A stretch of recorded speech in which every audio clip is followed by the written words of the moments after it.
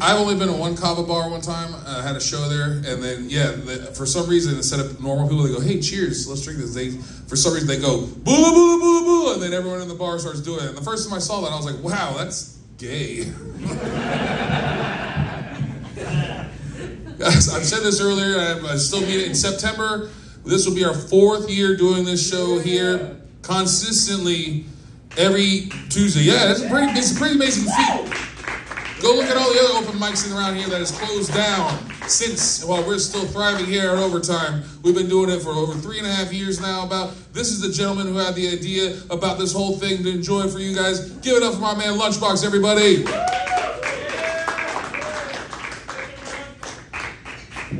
What's happening, bitches? How we doing, folks? Goddamn, yo, I am so sorry that he talked to you that much about Publix. Holy fuck. Like, Publix sucks anyway, you know what I mean? Like, goddamn. How can you smoke weed and go to Publix? You know what I mean? Like, Publix put up $6 billion to make sure pot wasn't legal here. Man, fuck Publix. And that stale-ass bread, you know, no, I agree. I still fuck with it, though. You know what I mean? Boris head, fuck yeah. That chicken tender pub, fuck yeah. Can you tell I'm high and the fat guy talking about subs? Like, no, that's not my whole set. We're okay at this point. Overtime, how are we feeling tonight? Can I get a fuck yeah? Hell yeah, folks. I gotta be honest, like, I had like a whole other different set planned for tonight, then I started hearing some of the other jokes. I was like, maybe I should tell these people like some really fun, like, fucked up stories. Like, oh, you guys have no idea, Princess. Actually, you might. You seem like you have a dark side to you, too. Like, we're either gonna be best friends, or you're gonna be like, all right, what the fuck is wrong with that guy? All right, how many people here got their felonies before they turned 18? Oh, just me? Yeah, fuck. My first set of felonies, I got those when I was 14 years old, 15 years old, yeah. Yeah, kind of. That's why I'm telling jokes now. Like, it's kind of how this fucking works out. Turns out if you break enough bones and laws, you have to tell jokes. Like, it's like a legal obligation at this point, you know what I mean? I remember the first time I got, like, arrested and went to jail. I was not ready for it. Like, I remember the first time we got pulled over, the cops like, all right, sir, like, you're being charged with possession of marijuana, intent to sell, and possession of paraphernalia. Do you have any money for bond? And, like, me being 14, I'm like, will my Xbox work? And they're like, no, your Xbox is not going to work as bond money. That's fucking definitely not it. And one of the things that they ask you when you first get to jail is, like, what do you do for a living? And I learned very quickly, I highly recommend you don't do this. Do not tell anyone in jail that you tell jokes for a living. Because if you thought jail was already bad, yeah, now imagine a bunch of violent offenders coming up to you like, hey man, you could use this in your set. But if you don't, I'll fucking kill you. Like, goddamn, like that will fuck you up all day kind of shit. But of course, like me being like a regular South Florida poor, when I got to jail, I was like, all right, I have no money for canteen or anything else like that. How can I get some canteen? How can I get like some actual food in this bitch? Ting, I know.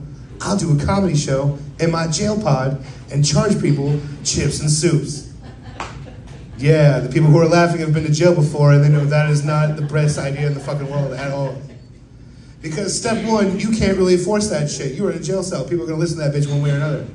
So what did I have to do? I had to hire security for a comedy show that I did in a jail pod at Rock Road.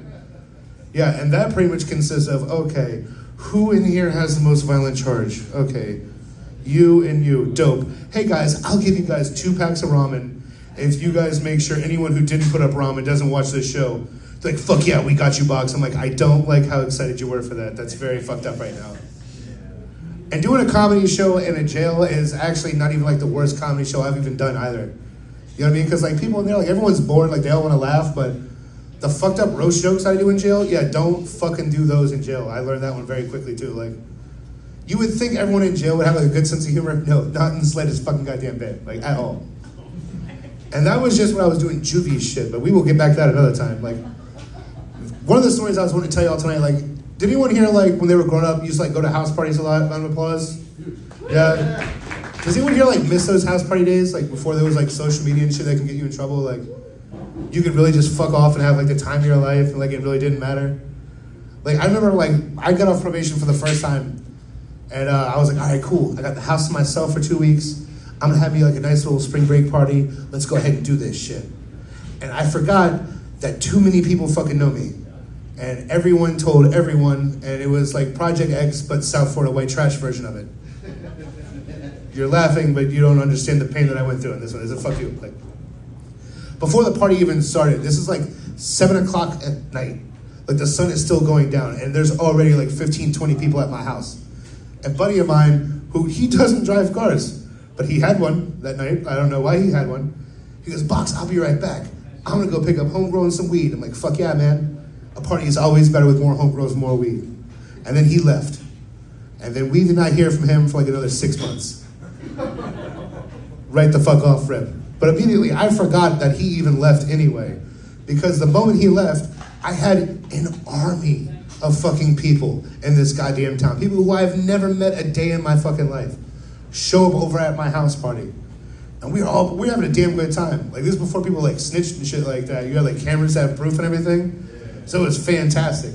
Like let's put it like this. Before the cops went to go bust my house, there was so many cars in my neighborhood for the party, they couldn't figure out which house the party was at. Yeah, that sounds dope.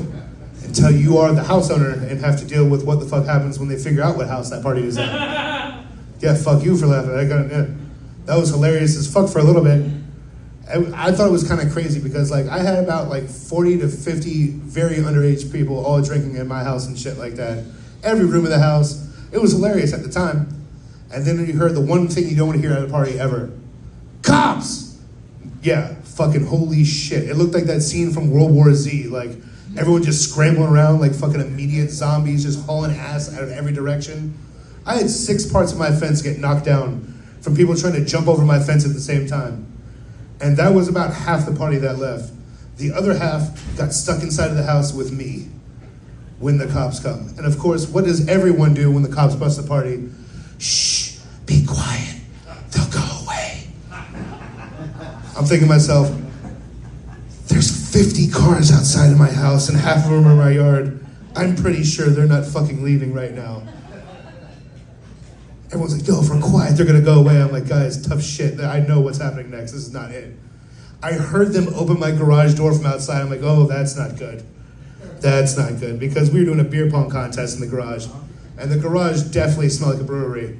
And the fact that there was not a single soul in that house that was 21, that was not very good at all. And then I got to play a very, very fun, interesting game that night. The cops decided to walk into the house. And 2 of them walk in, they shine their flashlight. What's the first thing they see? They see my fat ass and then about 50 drunken teenagers all deer like in the headlights, like, oh, what's all going on and shit. Flashlights all start shining, everyone starts freaking out, but immediately I go into my cool mode, you know what I mean? I'm really good at talking to get my way out of bullshit.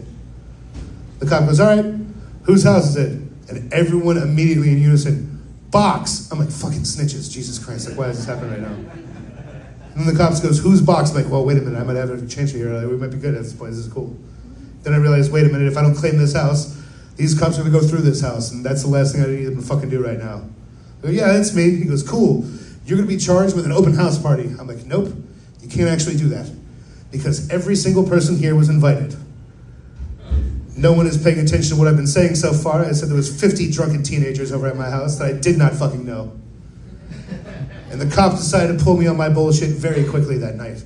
He goes, all right, cool, everyone here was invited. You're going to name everyone. And as soon as that happened, it was like, boom. I was like, oh, fuck, here we go. How can I get out of this bullshit? Luckily, I just got done smoking, so my superpower kicked in. I'm like, all right, cool, I got you. I won't name every person in here right now. My friends are looking over at me like, get the fuck out of here. There's no way you can name everyone here. I'm like, no, watch this, watch this. What's that person's name? Oh, no, that's Pookie. What's her real name? Oh, no, I just know Miss Pookie. I gave everyone that night a new nickname. Like, it was the first episode of Flavor of Love. The cop's like, you don't know their real names? I'm like, they don't know my real name. Fuck it. Like, this is how this is working right now. I ended up being able to get out of all that kind of shit. Most of the people left and everything like that. Cops are like, there was 4 different tow trucks outside of my house, towing cars for like hours on end. I'm just sitting over here, it's like, okay, it's like, as long as they don't check certain rooms in this house, I could get out and go to jail right now, kind of shit. The cop's like, well, since you're not 18 until next week, I guess you can go ahead and call one of your guardians real quick. I was like, all right, cool, well, I could call my grandmother, whose house I'm living at and throwing this party at, and get kicked out and immediately put on the street. Or I could call my ratchet-ass 5'1" Mama Dukes, who is 90 pounds, and she will get me out of jail. That bitch lives an hour north, and she got a phone call from me at 3 o'clock in the morning. And as soon as she answered the phone, she goes, "What the fuck did you do now?" I go, "Hey, Mom. So I kind of had a couple people over tonight. And if I'm not going to go to jail, you kind of need to get in the car and drive from Palm Bay and get down here like now." She goes, "It's that bad." I'm like, it's fucking not that good, but yeah, let's go do this shit. I told my mom I had a couple of people over. She showed up and there was still 4 different tow trucks fucking towing cars out throughout the neighborhood. 15 people in handcuffs out front of my house.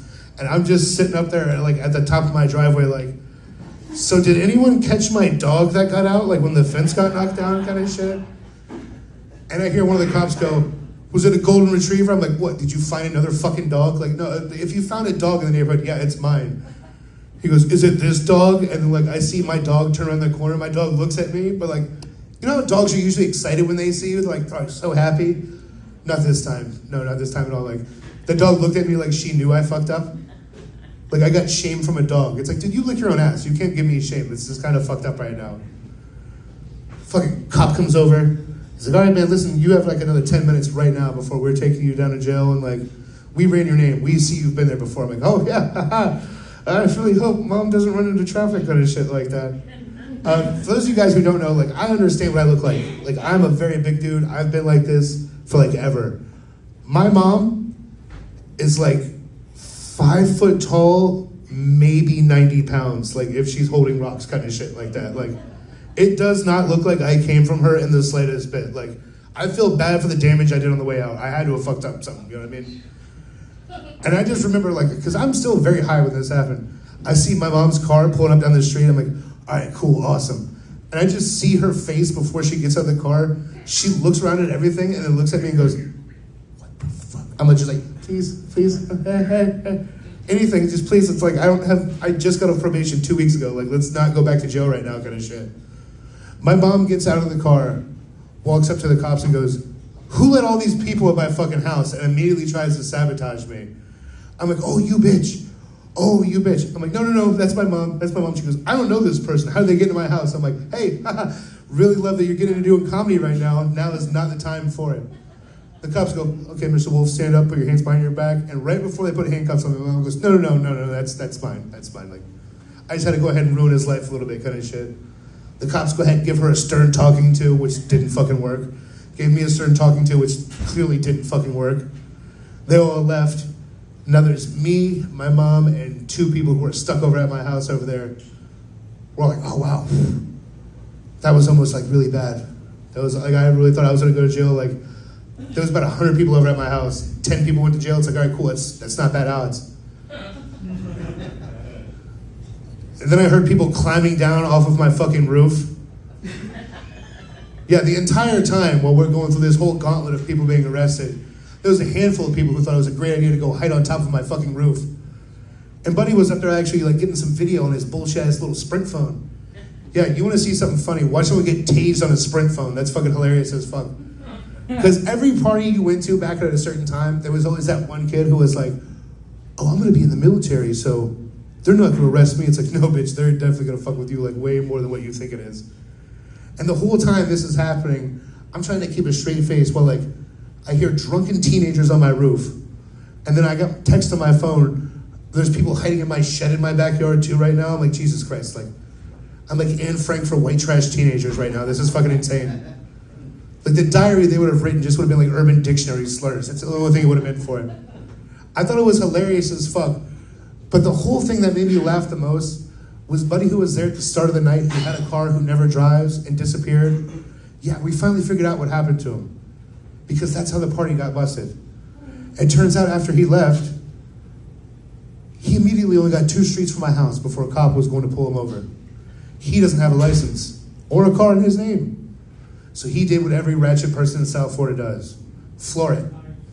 And what he did was drove immediately into someone's driveway at the end of the street. So the cops figured out about the house party, not because of all the drunken teenagers who were all throughout my neighborhood or the wet t-shirt contest we're doing in the backyard or the people on the roof or anything like that. No. He figured out about the party because someone drove a car that he didn't own into someone else's garage. You guys are not laughing because that's a terrible thing. I get it. But I'm a wretched person. That's one of the funniest sad stories of my goddamn life right there. I love that one. Folks, my name was Lunchbox. Thank you very much for your time. Give it up for your host, Corey G, ladies and gentlemen. Let me hear it.